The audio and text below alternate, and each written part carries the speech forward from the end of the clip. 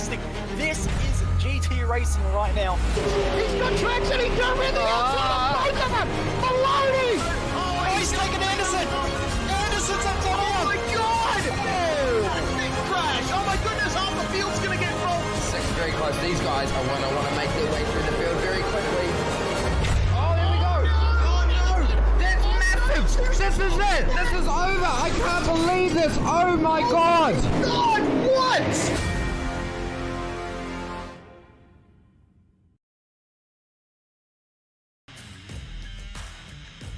This is your chance to get behind the wheel.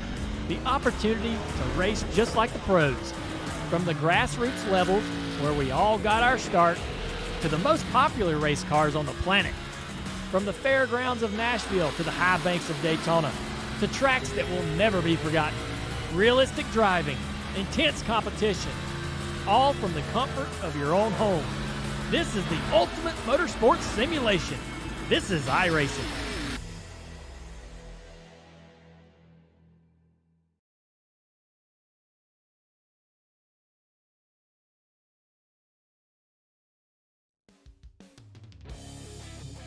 Welcome to Oran Park for the third round of the Ozicar Formula 4 Series.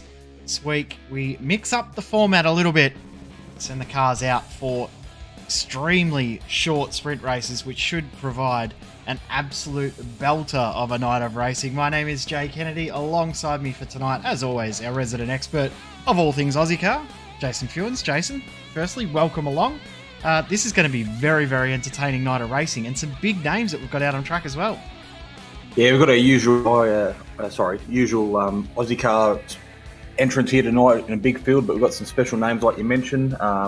Bit of pedigree in amongst the field here tonight, so it won't be too hard to spot some of these guys in the bright liveries they're running this evening, but we'll see what they can do over these 13-lap sprint races tonight as they make their way around this circuit 12 quarters in the western suburbs of Sydney, and usually providing some pretty good close racing.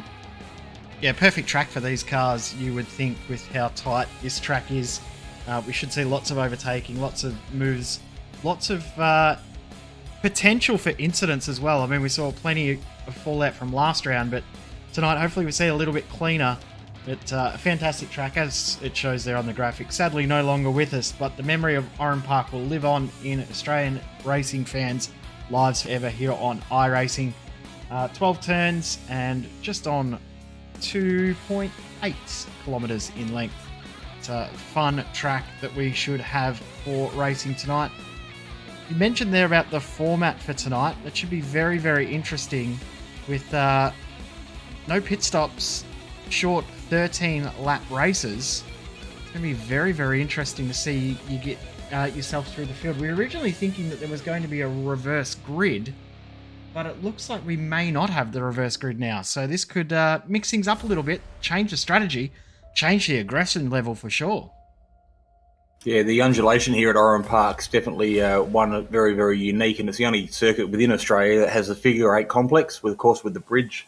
That's the circuit's very well famous for. Lots of undulating corners, like we said, blind corners, so sometimes you've just got to tip these cars in, hope you've got it online, and if you're just a half cart without off where you should be, you can find yourself out in the weeds pretty quick.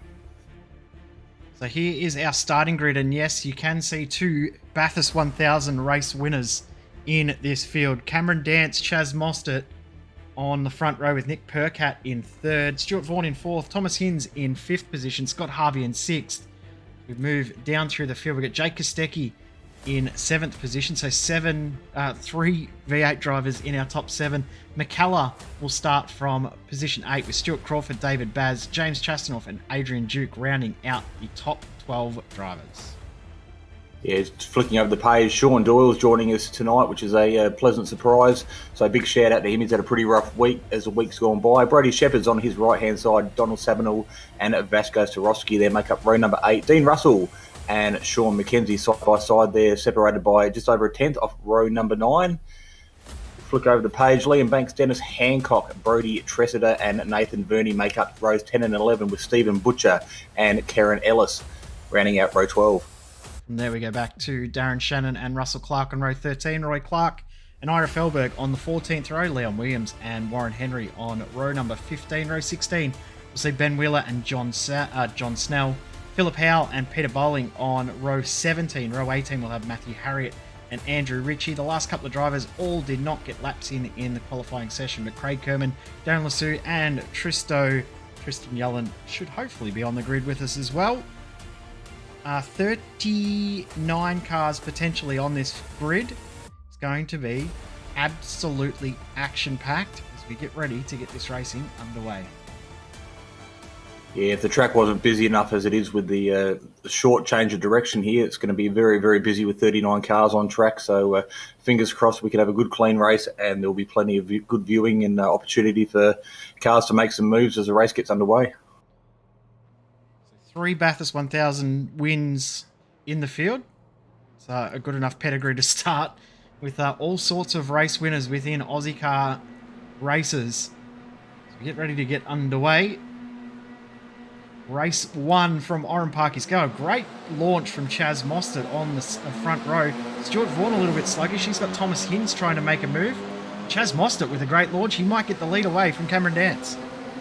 Yeah, you got the inside into this tricky turn 1. It is very, very hard on the brakes. These guys, double left-hander, and Chaz looks like he might have the job done here, but Cam hanging around the outside for the change of direction back here at turn number 3. So hard on the brakes again. Looks like Nick Percat in the Camel car there, just in the background, waiting and playing a bit of a strategy game at the moment and just not pushing things too hard. We'll jump on board with him and just see how quickly this wheel work happens as they make their way up over the bridge for the first time on the opening lap.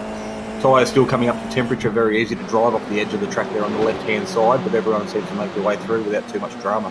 Looks like we have made it pretty much all the way through. The only car I can see that has ended his race early is Peter Bowling, so I'm not sure 100% what's happened there. Right on cue, as I say that, we've got Philip Howell and Darren Lasue off the circuit. Craig Kerman is ended up in the tyre bundle as well. I'm not sure what's happened there.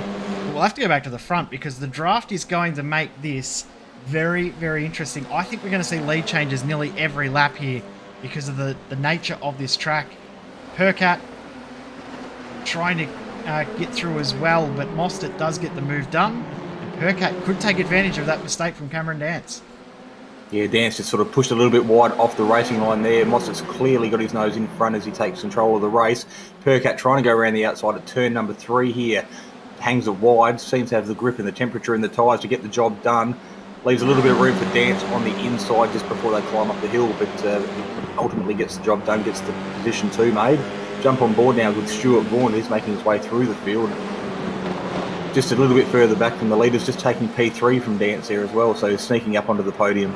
Yeah, so Dance has gone from first at the start of the lap back to 4th, and he could lose another one here to Thomas Hinds after a little mistake there up through the flip-flop.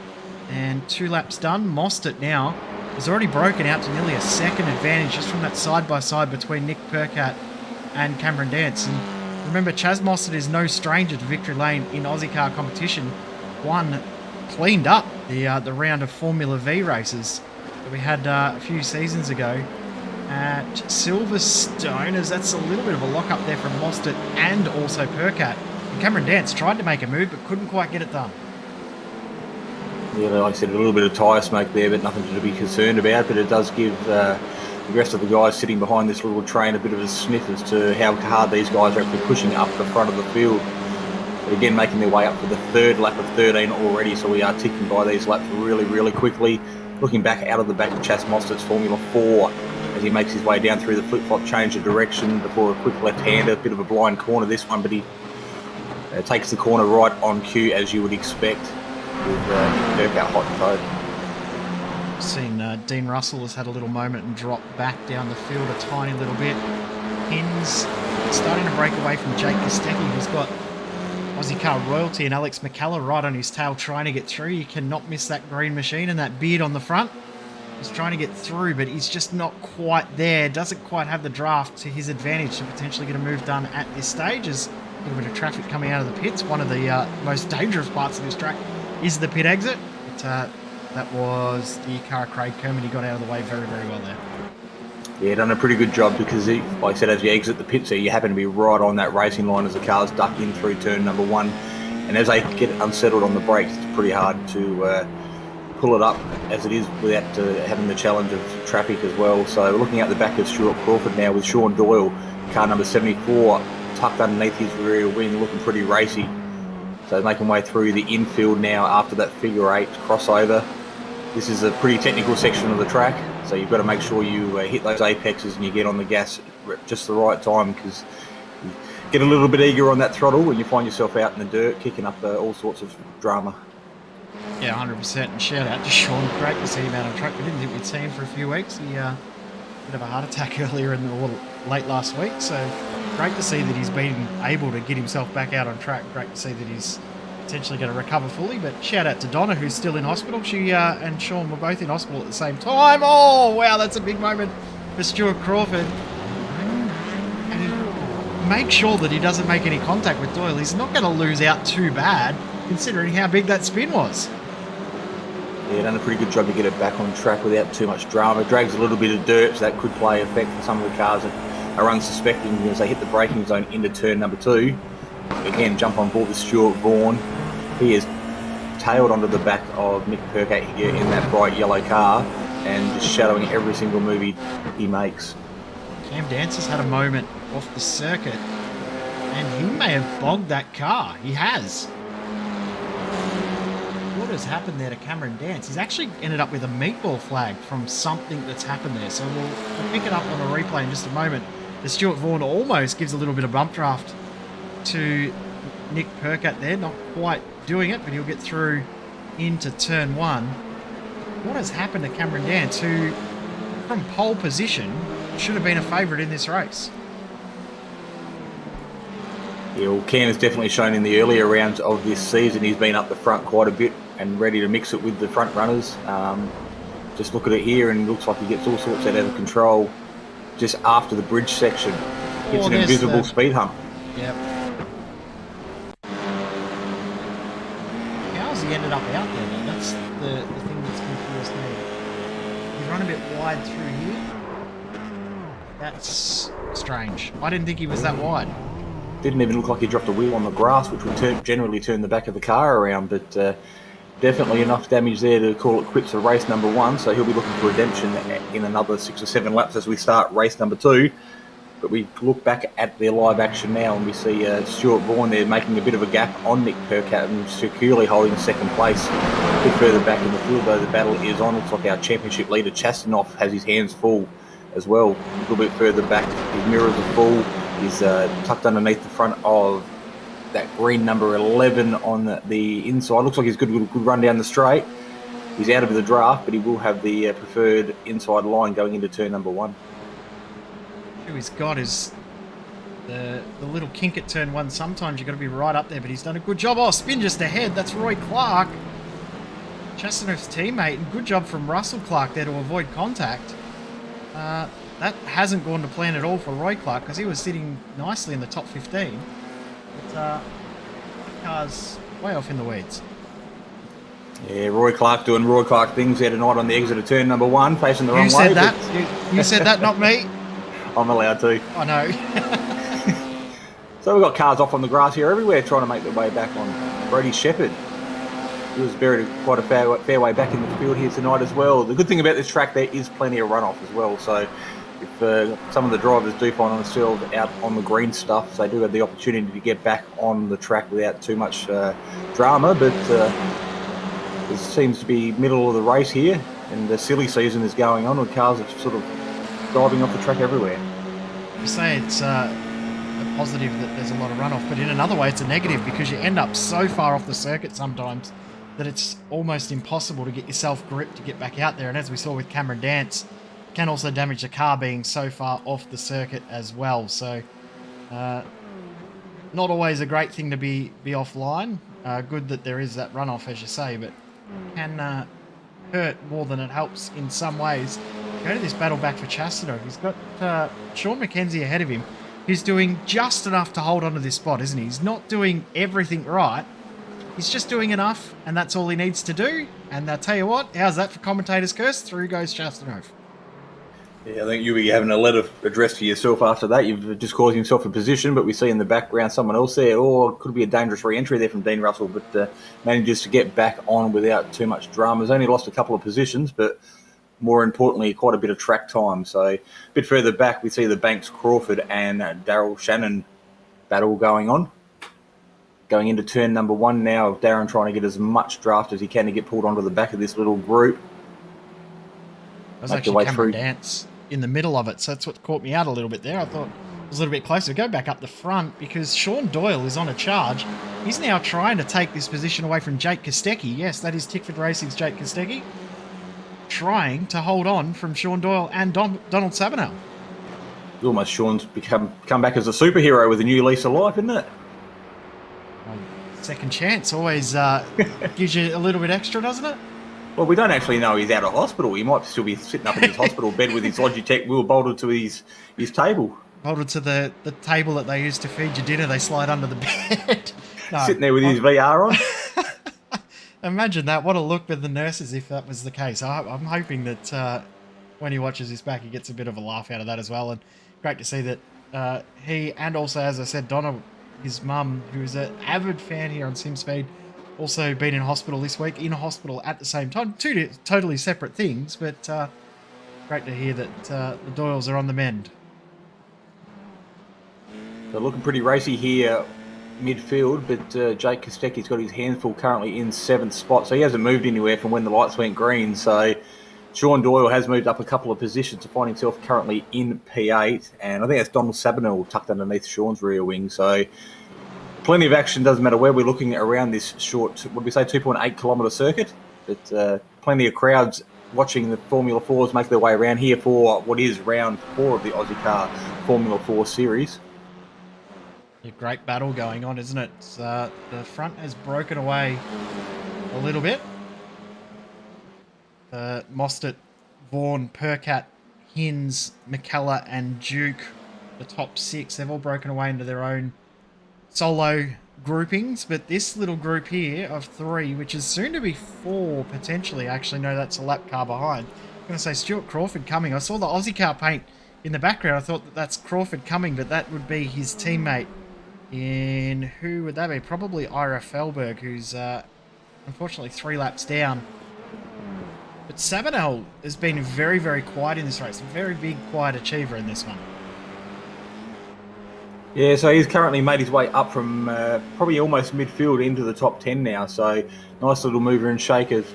Sometimes the quiet achievers are the ones that find themselves up the pointy end of the field at the end of the race. So he's progressing his way through, and then of course that'll put him in good stead potentially for the grid result in race number 2, which is only going to happen in 2 laps time as we get the checkered flag. Oh, danger, danger, danger. That was Doyle that's ended up around. What's happened to cause that? And Sean got a little bit of damage. I'm going to say yes. There's a flat tyre on that car, so that's unfortunate for him. Let's pick up the Virtual Racing School replay and see what actually happened there.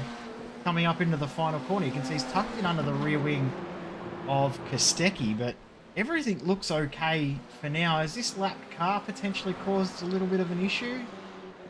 I'm going to oh yes, definitely has, and there's been a little bit of a bump, a very, very minor touch. And unfortunately, I thought that rejoin was a lot worse than it was going to be. He's actually done okay. He's come back out onto the track after that issue. Now we'll continue on as we go to another battle out on track. There's battles happening everywhere, which is bound to happen in such a big field as Mostert starts the final lap of the race.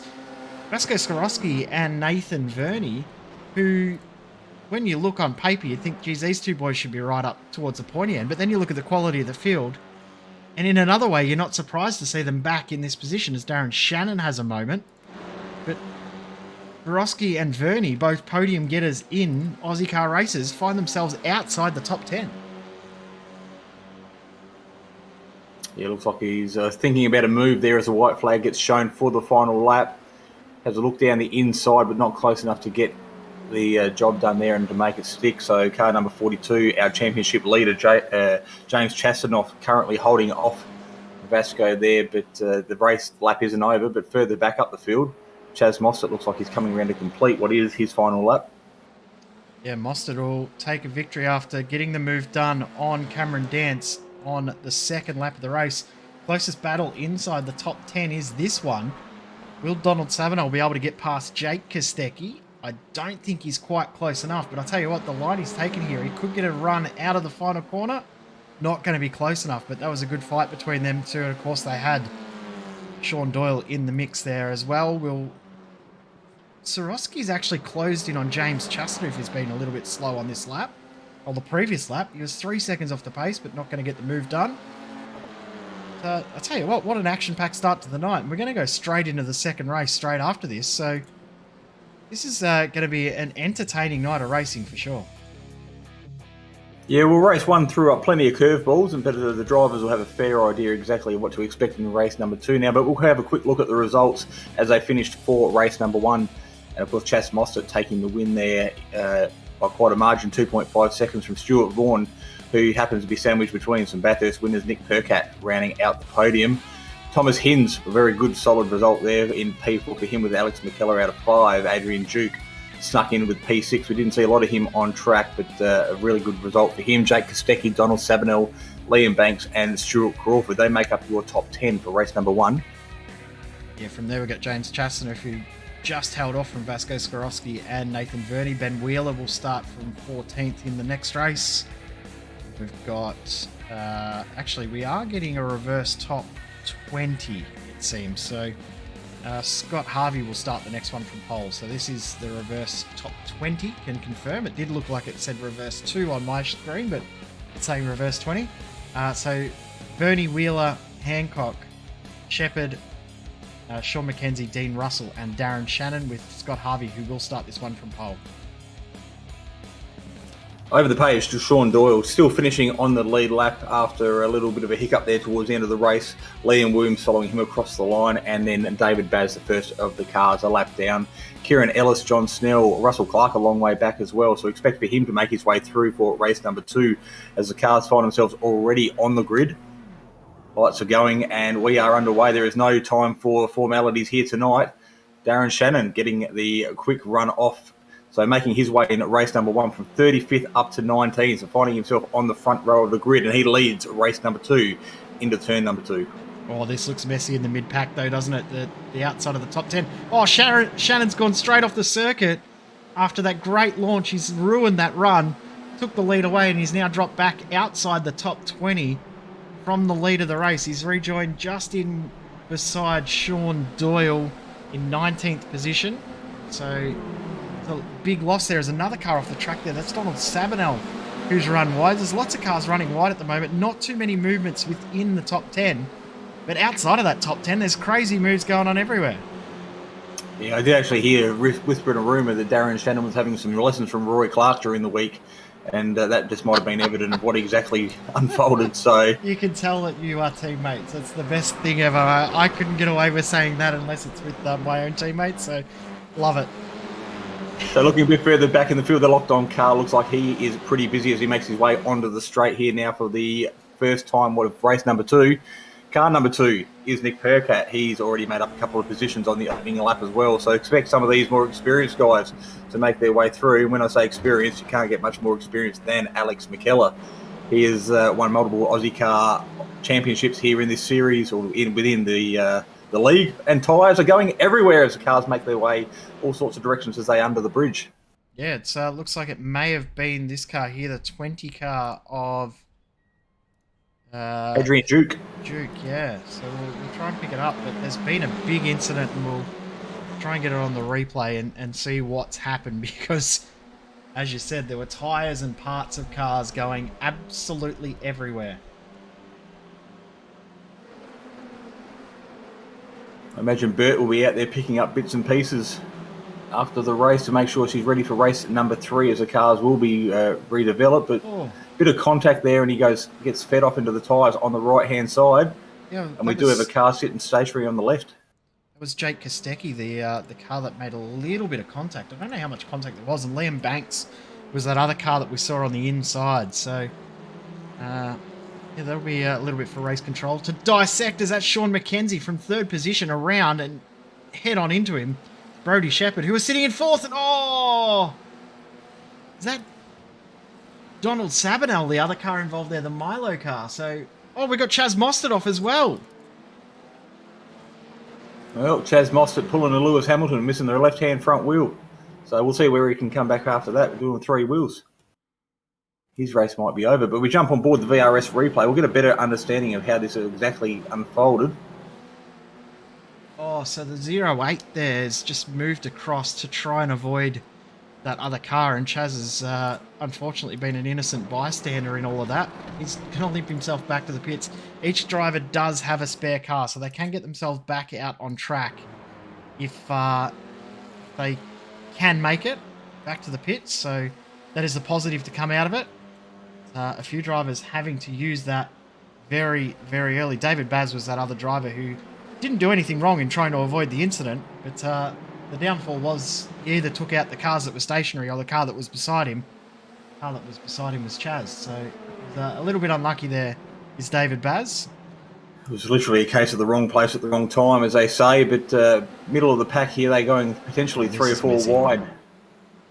This is going to end in tears, isn't it? Yeah, potential for some damage, but it looks like everybody makes its way through without too much trouble at the moment. Thomas Hinds just decides to roll out of it and play the long game and concede that position. So currently up 6 positions, just sitting outside the top 10, but he'll be pretty hungry. There he goes, makes his way into the top 10. That claims another one. So nice little job from Thomas there after a really strong result in race number 1. Got some issues there for Nathan Verney. He's having a couple of tech issues, so that's probably why he backed out of it and let those guys through. This train of cars behind the 822 of Dennis Hancock, just ahead, just out of shot there, is Benjamin Wheeler in P3. So this goes from 3rd all the way back to 10th, this train of cars. So a bit of a gap to the leaders out in front, but this is where the action is, fighting for the final spot on the podium. But just shout out to Scott Harvey, because he is actually out in front leading this one and doing a pretty good job of it at the moment with a 3-second gap back to Dean Russell. So we are 5 of 13 into race number 2. Long way from over, but a couple of guys out in front relishing some clean track at the moment while the rest of the field trip over themselves, as we see Thomas Hinds there just again challenging for position, but conceding and just making sure he's there at the checkered flag. It's him going up the inside of Stuart Crawford, the other Stuart in the field. Stuart Vaughan was the driver that got through turn 5.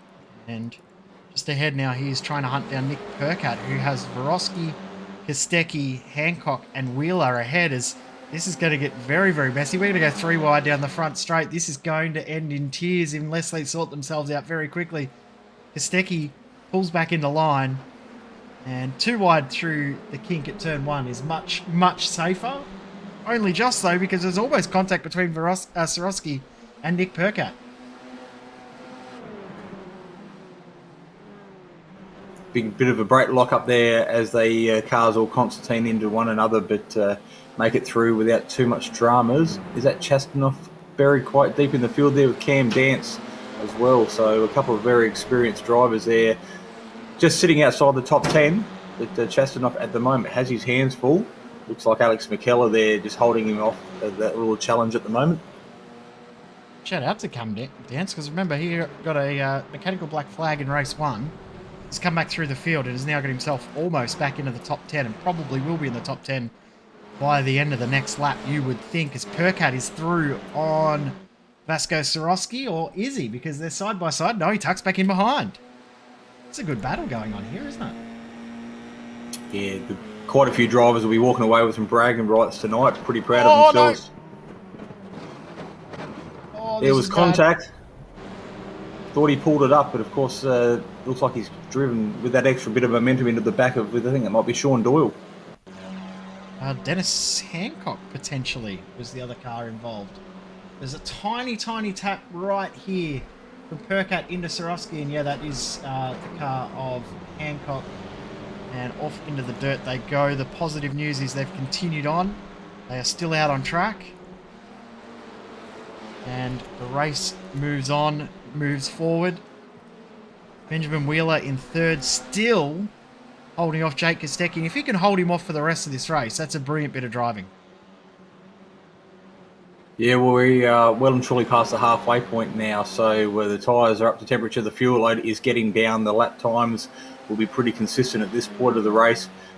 Being a 13-lap race, there shouldn't be any trouble with concentration from these drivers. They are short sprint races here tonight, and of course that's what's encouraging some of this really close racing.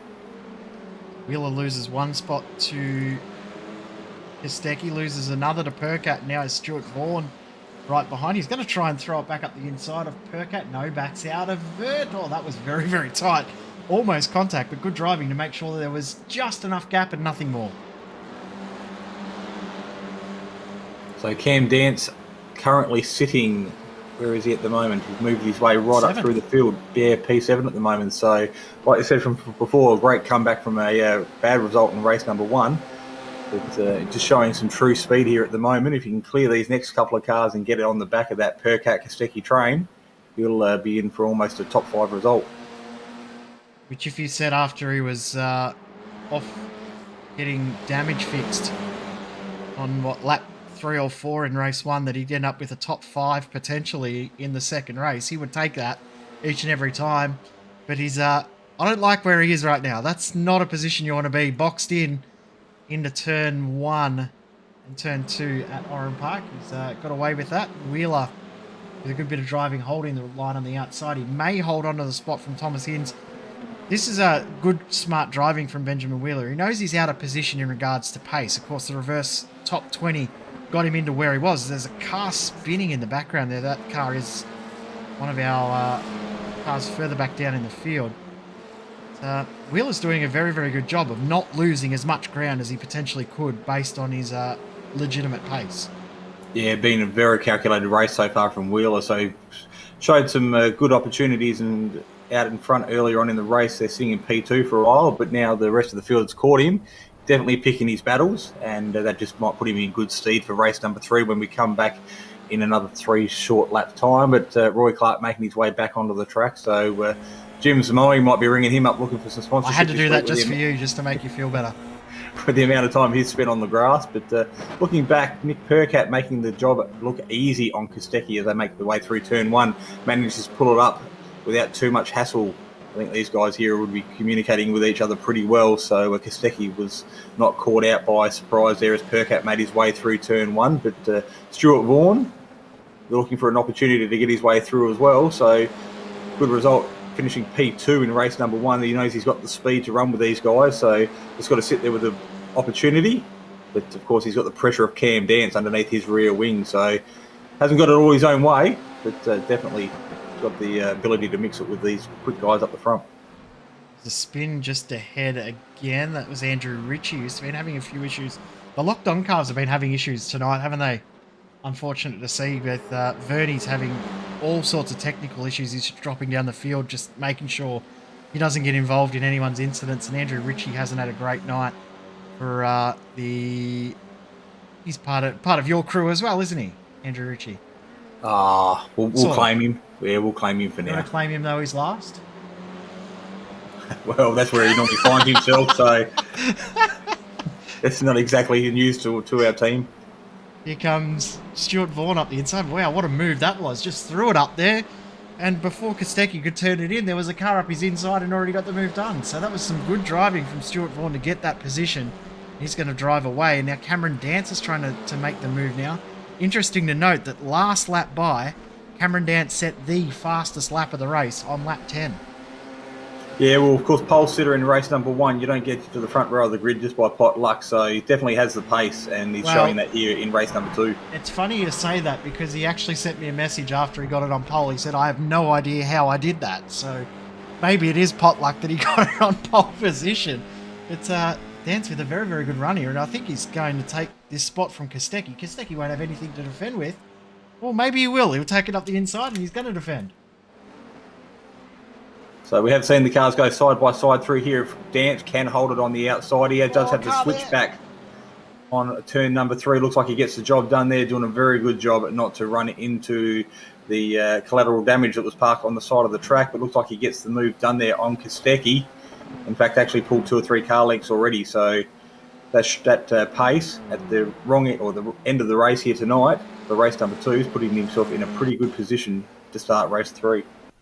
And that car that we saw spun was the previously second place car of Dean Russell. So he's got away with it in the end. He's back into 7th position. But that is not how he would have wanted this race to go, because he almost found himself out of the race. So very lucky to get back on there without causing too much grief, because it is a bit of a blind corner for the cars making their way around turn number 2. But we are on the final lap. Scott Harvey has this one under control. We really have to shout out to the 222 car, because he has dominated race number 2 tonight here. He has an 8-second lead over a champ Bathurst-winning driver in Nick Percat. Admittedly, Nick's had to fight his way through the field, but Scott Harvey putting on an absolutely master performance here tonight. He'll take this win in race number 2 with only a handful of corners to go. So a little bit of lap traffic in front. So as long as he can negotiate the rest of this lap without too much drama, he will be out of his skin jumping with joy. Yeah, 100%. Of course, qualified for race 1 in position number 6. So got shuffled back a little bit in all of the commotion that happened in race 1, but now finds himself on the winner's step in Aussie car race competition. Scott Harvey will win race 2 at Oran Park. The battle for the final podium spot is on Percat in second, but Vaughan is going to hold on from Cameron Dance, and that's a great drive from both Vaughan and Dance and Percat, who finishes in second. Jake Kostecki in 5th. It's been some great drives all the way through the field, and even drivers that we've had have incidents are still going on. Vasco Sorowski, who's had an absolute shocker of a race, and he'll be okay with me in saying that because he has not had a great one, has David Baz, who had to come in to repair his car after that contact we saw with Chaz Mostert, and Sean Doyle, who's also been in to fix a car after contact on lap 4. So this is an interesting battle, and this is for top 20 positions, 19th, 20th and 21st, and just in the background is Chaz Mostert in 22nd. Yeah, you wouldn't know these guys on screen are fighting like they are, battling for a podium position here. Baz looking for a way around the outside. Don't know if he can get the job done. He's got good drive as he makes his way around. He has got the clear, and he does it with ease. Well done. Around the outside there, that was not a move I was expecting to work, but he's got it done. David Baz, shout out to you for a great bit of driving there to get that move done. We will be able to go through the full results now because we have a little bit of a chance to get our breath back. It's Scott Harvey picking up the win, 6.5 seconds. Huge margin in this series over Nick Percat in position number 2. Stuart Vaughan in 3rd. Cameron Dance in 4th. Great drive from Cam to come back through from after being in P35 in race number 1. Jake Kostecki in 5th position. Thomas Hinds in 6th. Unlucky for Dean Russell because he was on for a podium but does finish in 7th in the end. Stuart Crawford, Alex Mckellar and James Chastanoff rounding out the top 10. Yeah, some pretty big names throughout the Aussie car history there in the top 10. Ben Wheeler finishing P11 there after another good run early in the race, holding a position high on the field. Nathan Verney, Kieran Ellis and Darren Shannon in 12, 13, 14. Brody Tressida rounding out 15 tonight in car number 69. Then it was Leon Williams, Warren Henry, Matthew Harriet, Dave Baz and Vasco Sorowski rounding out P20. 58 seconds off the lead, but like you said earlier on, a little bit of drama throughout race number 2 there, but P20 is not a bad result. 100% with the quality of field that we've got. P20 in this field is decent with Doyle and Mostert, who have won races in this series. We saw Chaz win race 1. He finishes 22nd in race 2, and Doyle we've seen win races as well, finishes 21st. Russell Clark also 23rd. Good Aussie car pedigree in those 3 there. Stephen Butcher finishes 24th, the last car on the lead lap. We've got Peter Bowling, Dennis Hancock, Roy Clark, Brody Shepherd, Ira Felberg, John Snell. Then the rest of the field is Adrian Duke, Donald Sabanel, Liam Banks, Craig Kerman, Darren Lassou, Sean McKenzie, Andrew Ritchie and Philip Howe, with Tristo and Philip both unfortunately not taking the start. Well, that gives us an opportunity now to take a deep breath and actually consider how race 3 is going to pan out now. So some mixed up results between race number 1 and race number 2. So that should make up for a very interesting grid when all the drivers come back very shortly for what will be 13 laps. It's another sprint race to end tonight's Formula 4 Aussie Car Round 3 here at Oran Park. We'll be back very shortly, but don't go anywhere because the best is still to come.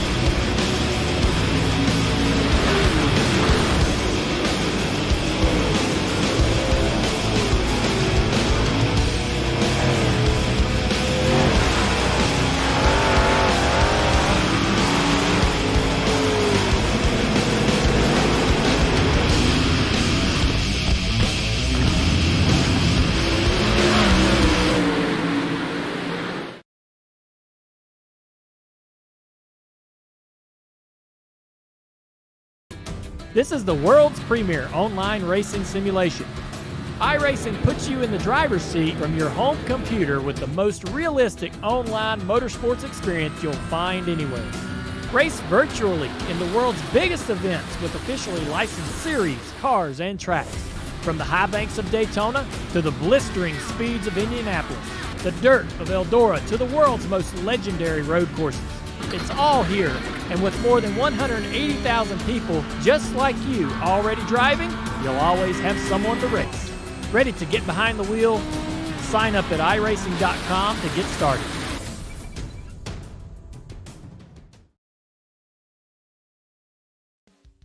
Welcome back to Simspeed TV, here for the Ozicar Formula 4 Series, presented by Prestige Trophy Badge and Engraving, Locked on iRacing, and also Sim Racing Leagues, also part of #NoSocialHate. A little bit of breaking news during the week. If you are familiar to the series and on the Ozicar Discord, you would have seen that we have had a little bit of a schedule change for later in the season.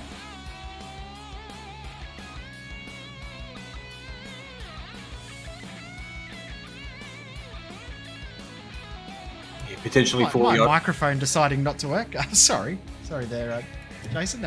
With Lime Rock probably not big enough for the amount of cars we got, we're dumping that and going to the newest track on iRacing. And I'll tell you what, how pretty does that look with Mount Fuji in the background?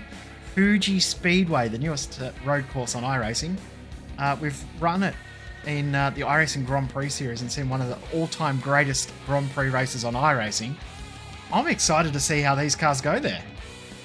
Yeah, it'll be very well suited. There's a lot of switchback corners. There is lots of various racing lines some of these drivers can take, and the Formula style cars is really find themselves at home at this track. So it'll be interesting. Of course, the longest straight on longest start straight on the iRacing server here at Fuji. So plenty of draft opportunity as well when the cars finally make their way. I think it's round number 6 in a few weeks' time. Yeah, round 6, round 8, something around that. Later on in the season, anyway. We'll come across that when we get to it. We just thought it was important to talk about it. Yeah, September the 12th it will be. Grid is as they finished in race 1, so we don't need to run through the full grid. So Scott Harvey and Nick Percat on the front row. Stuart Vaughan, Cameron Dance on row number 2. Kostecki and Hinz, Russell Crawford, Mckellar and Chasnoff, the top 10. So this is going to be very interesting. We were talking just there during the break. It's going to be quite heated at the front of the field. Percat is going to want some bragging rights. The fact that Chaz has won a race and he hasn't tonight, I think he's going to try and put it all on the line right now and try and steal this one away from Scott Harvey. But Stuart Vaughan with the great launch is trying to say, no way, boys, you are not having any part of that. Yeah, it looks like plenty to play for here in lap number 1 of race number 3. Of course, this is the feature race. Stuart Vaughan and it is Nick Percat. They're going side by side before they pull into single file. But Nick Percat changed of direction and has a look under the inside. A little bit of a brake lock-up and gets the job done. So we have a new race leader after 3 corners here in race number 3. You can hear race control being called in the background, so there is a little bit of biff and barge happening further back in the field. There is Stephen Butcher's been involved. Peter Bowling's been involved in something. Warren Henry's been involved in something. Chaz Mostert's already gained 5 positions. Cameron Dance has dropped back to 12th position. Remember, he started in 4th, so Dance has dropped a long way back, but at the front of the field, Percat and Stuart Vaughan have broken and have pulled a decent margin early on. So a locked-on car there. Looks like Vernie, I think it might be, just making his way back on track after a little excursion on the green slippery stuff. But the car looks relatively okay, so he will drive to survive another day. Going into the braking zone on lap number 2 now, that's car number 56, the bright orange distinctive car that is Jake Kostecki there, holding in the P3, but he has his hands full with Thomas Hinz, another experienced driver here in the Ozicar series, looking for the run around the outside. Kostecki playing a bit of a blinky bill trick there at the moment, disappearing for a split second. As these cars go side by side, they have to be pretty careful because through netcode, one of them could find themselves out in the weeds pretty quick, but Hinz in behind the rear wing of Kostecki, and 3rd and 4th is now settled for the time being. Got a big pack of cars right here. You got Clark, Shepherd, Clark, Vernie and Williams all together. Donald Subbanell's in it there too. You've got Warren Henry, Adrian Duke, Dennis Hancock. It's almost a smaller list to say who's not involved in this pack of cars. Yeah, opening laps and plenty to play for here as the drivers are still pretty well close together. But as the race will unfold, there'll be a few little battle packs unfold. But at the moment, drivers are concentrating on what's happening in front of them. But at the same time, they have to keep an eye on their mirrors because there'll be plenty of drivers looking for an opportunity to make the most of an easy pass in these early laps. Oh, there's a Stuart Vaughan's gone off the track at the exit of turn 2. I completely missed that. I only saw it when we went on board there with Thomas Hinds, who's up the inside of Jake Kostecki. No, sorry, Kostecki up the inside of Hinds, but not able to get it done. But Stuart Vaughan, who has had great pace all night, is now back into 6th position. I thought he might have tried to steal that win away from Nick Percat, but Percat now has cleared road and a 4-second advantage. Yeah, well, experience there will say he should be able to hold that advantage, but you just don't know what's going to happen, particularly as lap traffic may play a part in the dying laps of this race. But we jump on board, or we have a quick look now further back in the field, and car number 25, that is Chaz Mostert. So currently sitting in P10, so he is the biggest mover and shaker on the opening 3 or 4 laps here. He's up 12 positions, so he has his eyes focused on the little battle pack in front. Thomas Hinds and Kostecki still going at it, so this is going on for the 3rd lap in a row. Cameron Dance up the inside of Stuart Crawford. Sorry to cut you off there. So he's got back up into 7th. Remember, he dropped to 12th at the start. And James Chastano finally starting to see him move forward. He's been stuck in that low teens region all night, but he's now finally got himself inside the top 10. Yeah, well, championship on the or not on the line. We're a long way from the end of the championship, I guess. But as the leader, you've really got to play it safe and play it smart. So he has managed to do that tonight, and each race just simply bagging points. So when you've got the likes of Cam Dance having a potential not DNF, but a lap down in race number 1, losing plenty of points, it's really just a smart man's game at the moment. So Chassis doing a pretty good job there at the moment. But Dance is the man who seems to be pretty hungry on track. He's tucked underneath the rear wing, and that might be Mckellar there with the big bushy beard on the front of that green Formula 4. Mckellar has a look down the inside at turn number 1. There's a car emerging from the dust, from the smoke. Thought that he may have disconnected from the server there, but he was just hidden down the hill. But Mckellar through.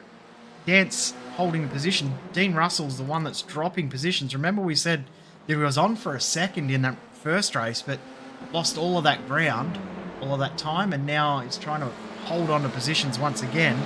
He's basically held on from where he started this race. Yeah, but once again, calculated results, and he will walk away tonight if he can finish with another top 10. A pretty happy man, I'd imagine, because as we keep talking about the quality in this field, we have Ozicar Championship Series winners through a number of different disciplines, as well as some real-life champions on track tonight. So quality in the field doesn't matter whether you're looking at the top 3 or further back outside the top 20. There is some absolute stellar performers out here tonight. So any result inside the top 10 is going to be a good one. Dance through. Chastanov trying to get through on Dean Russell. I'll tell you what, have a look at who's come from nowhere. That's Chaz Mostert making his way through, now into 8th position in this race. He's flying. Yeah, that car number 25 there, the Lego livery. I don't know if it's made of Lego bricks or not, but she's holding together pretty well at the moment. But might have been in race 2. True. But he's got the championship leader in Chastanov in front of him at the moment. Another car there just making their way back onto the track. The VRS replay will tell us exactly how he ended up in the dirt. It's Ben Wheeler, currently sitting in P15, 16, a bit further back in the field. Scott Harvey with him there, and Harvey's been involved in this as well. Oh, that explains quite a lot. Yeah, it looks like Harvey there rolling out of the throttle, potentially giving the position back. So doing the right thing there. Some gentleman races here in Formula 4, but obviously no intent made, but contact was there nonetheless. Percat stretched it out to a 4.3 second advantage, but last lap by, Kostecki was 0.6 quicker, even with this battle with Hinds and Vaughan behind. Vaughan's pulled away from Dance, who he was battling with before. Remember, Dance and Mckellar and Chastanov were all in the pack together.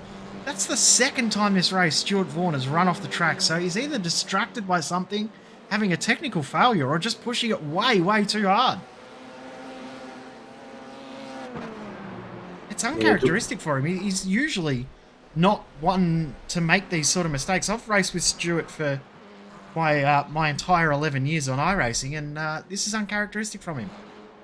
It does look like he's pushing pretty hard because he is exceeding track limits in just about every corner that he can get away with it. But Alex Mckellar now, we jump on board with that very distinctive orange helmet of his. He's tucked underneath the rear wing of Chaz Mostert. Has the good slipstream down the straight as they pass the pits with 6 laps to go. Hard on the brakes now, very, very careful not to make contact with the car in front.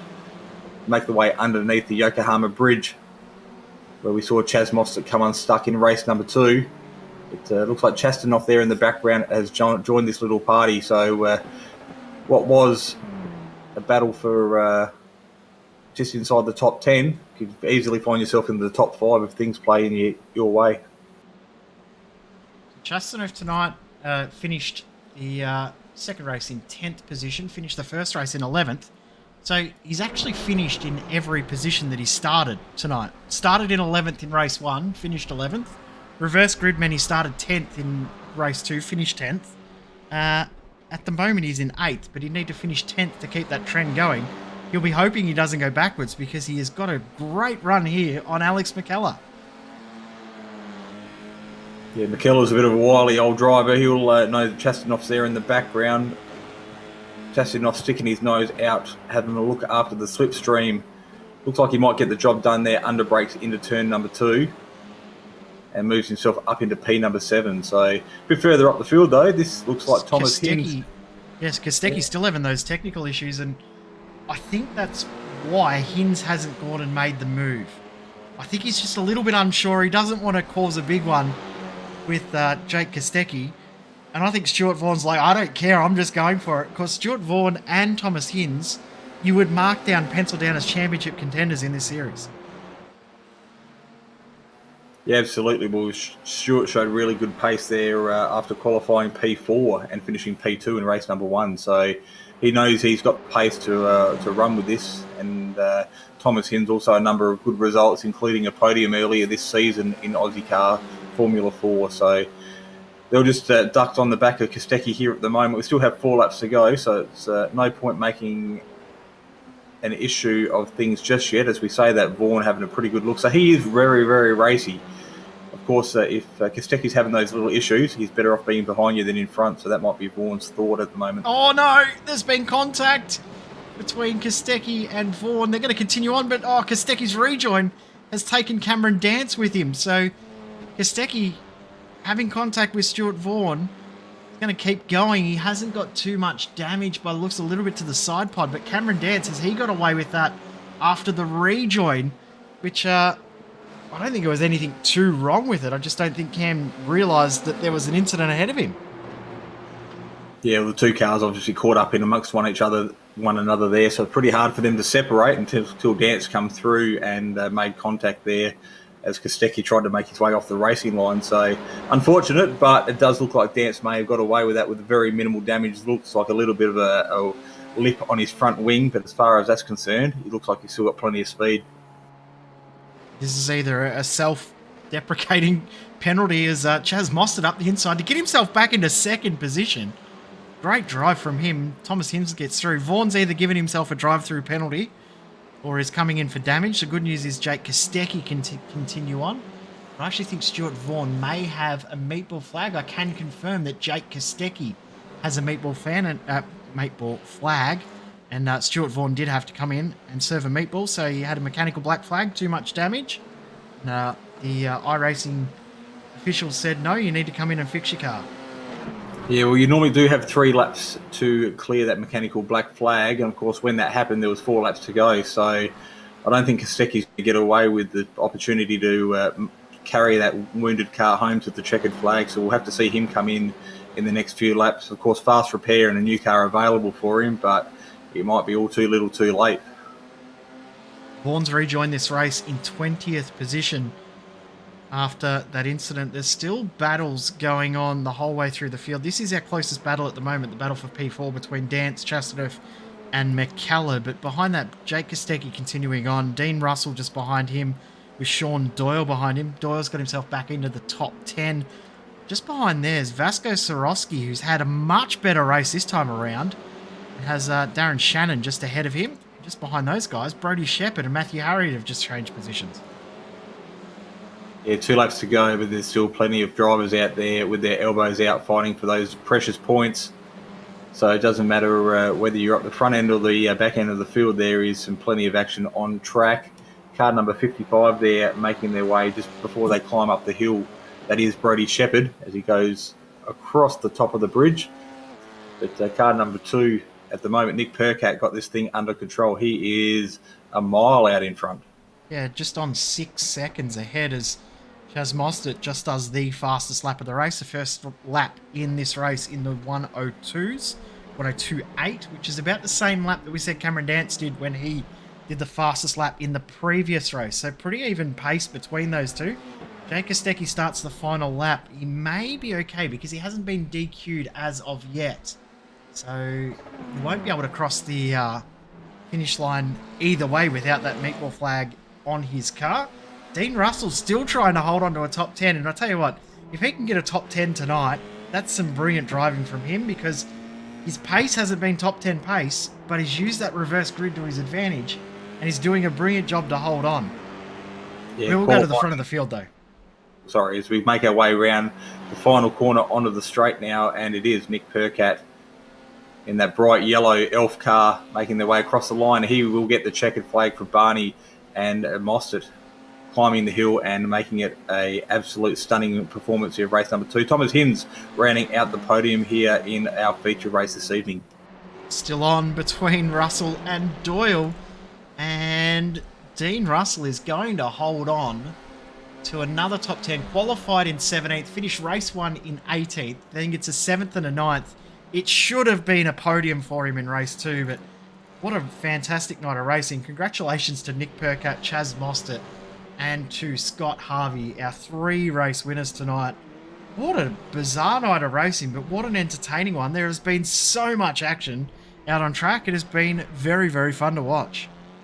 Yeah, the highlight reel is going to be full of Oran Park footage when they do a conclusion of the season, because there has been plenty to call here tonight. But of course, Nick Percat celebrating as he goes sideways across the top of the bridge in a big puff of smokes.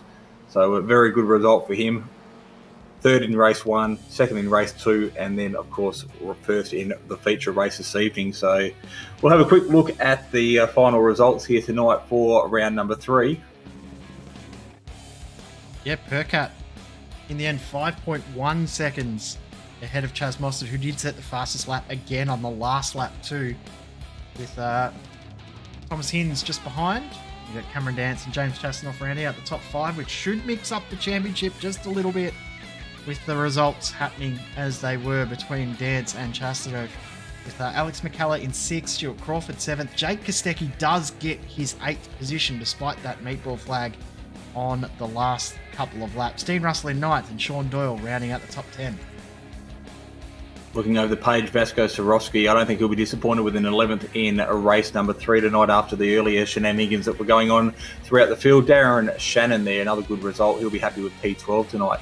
Ben Wheeler, Brody Shepherd, Scott Harvey make up 13, 14, 15 as we look through the field. To Harriet, Donald Sabinell a long way back from where he could potentially be expected to be, but a points haul nonetheless. Dennis Hancock, Stuart Vaughan there after a pit stop late in the race. He finishes P19, and Roy Clark rounding out our top 20 this evening. And there we go back to Warren Henry and Nathan Verney. Very close between them two, only a couple of hundredths of a second at the end for 21st and 22nd, with Sean McKenzie, Andrew Ritchie, John Snell, Leon Williams, Darren Lassou, David Baz, Ira Felberg, who finishes on the lead lap this race. Unfortunately, had a couple of bad ones. Russell Clark 1 lap down, the rest of the field. Kermond, Alice, Duke, Tressida, Butcher, and Bowling, with Liam Banks unfortunately getting disqualified for a black flag early on. We're going to grab all 3 drivers that we've got waiting for a chat all at the same time. How's that? Let's just do all 3 at once. We've got, when I can drag people up, what's going on tonight? There we go. We'll drag all three in at once. Hello to Chaz Mostert, to Nick Percat, Thomas Hinz. Firstly, Chaz, great pace from you in that second race. You got the fastest lap and drove through, but race 1 win as well. Good drive.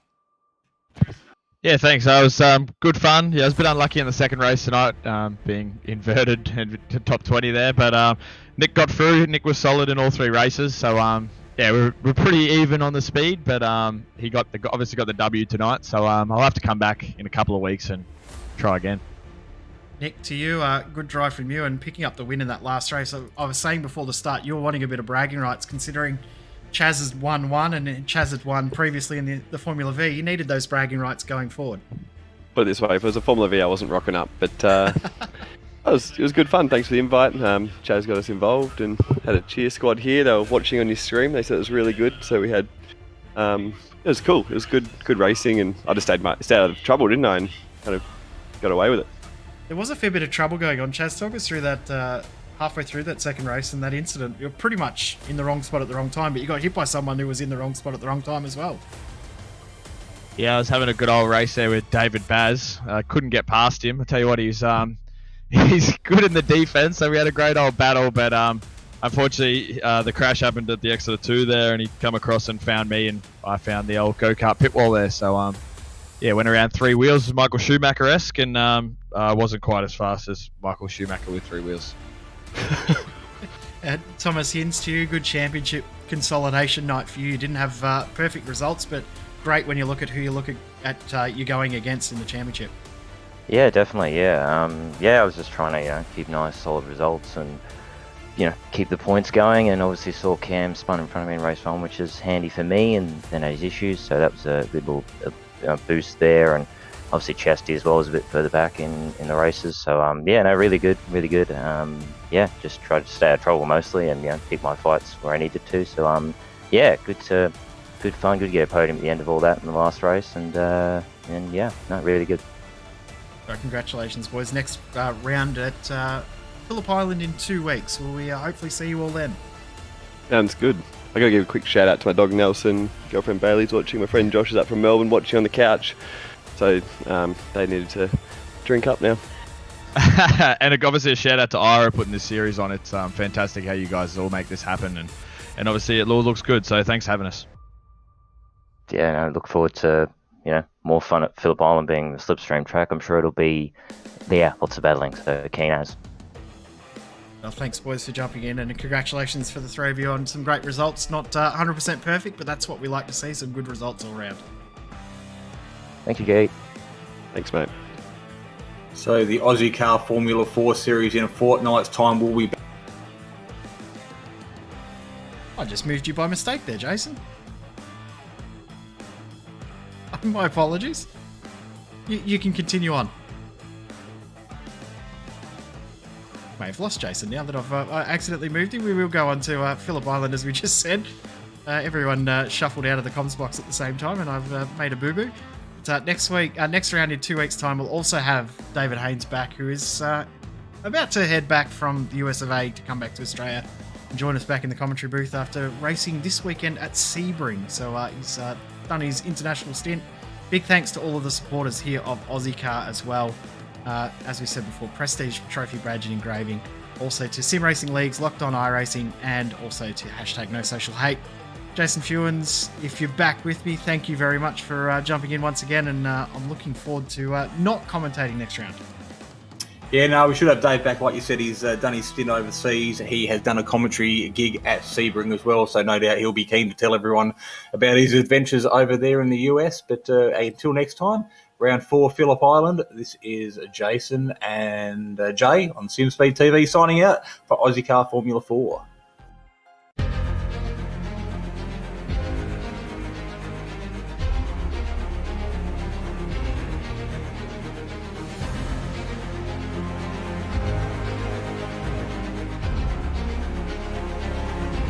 Fantastic. This is GT racing right now. He's got traction, he's going in the outside, both of them! Maloney! Oh, he's taking Anderson. Anderson's up to Oh him. my God! Oh, big crash! Oh my goodness, half the field's going to get rolled! Second very close. These guys, I want to make their way through the field very quickly. Oh, there we go. This is it! This is over! I can't believe this! Oh my god! God, what?